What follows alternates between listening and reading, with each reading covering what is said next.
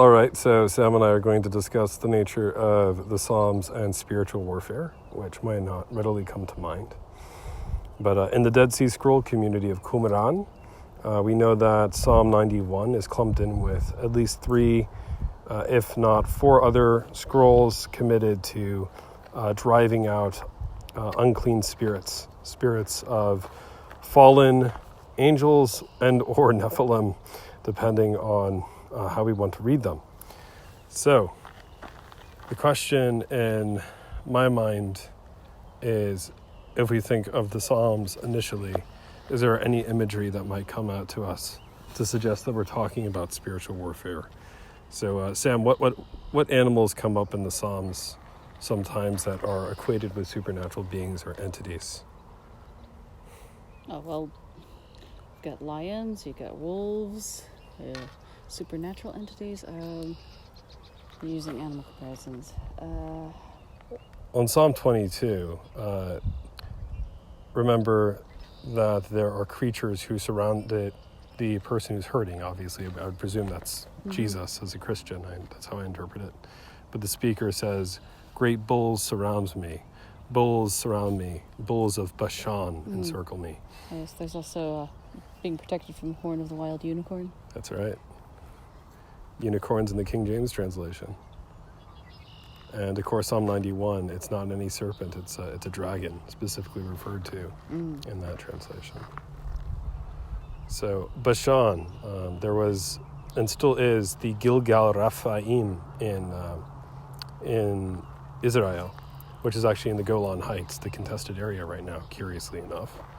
And the Gilgal Raphaim is like a stone structure where obviously human sacrifice would have taken place.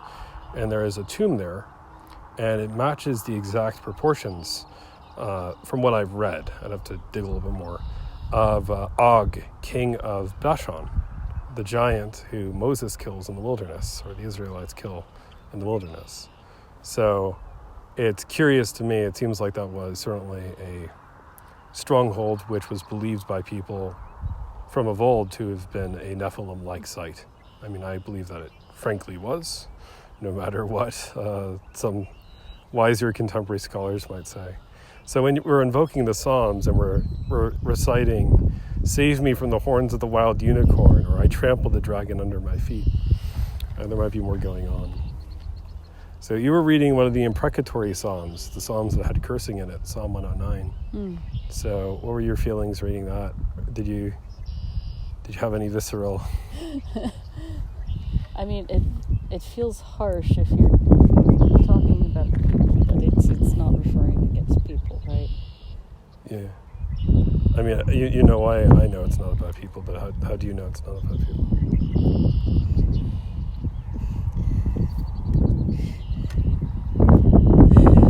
Put me on the spot, John.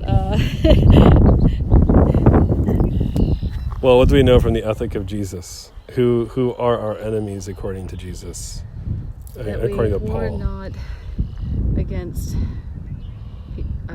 flesh and blood, but against powers and principalities. The book of Ephesians, yeah.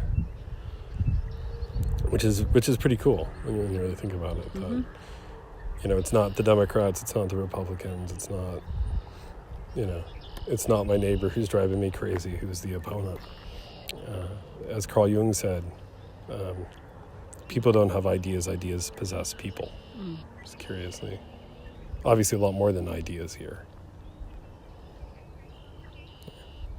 And what's kind of interesting about that is, I mean, obviously I'm sure the original author thought of the people as the adversaries.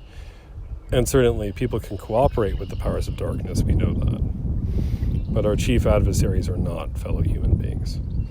And the Psalms read in that spiritual warfare way, like the monks did in the wilderness, and the way the monks still do this in the Catholic and Orthodox traditions, and there's some Lutheran monastic communities. It's a reminder that the light shineth in the darkness, and the darkness did not comprehend it, could not overcome it. So that's why it's cool to meditate on this while we're walking and hiking, for sure.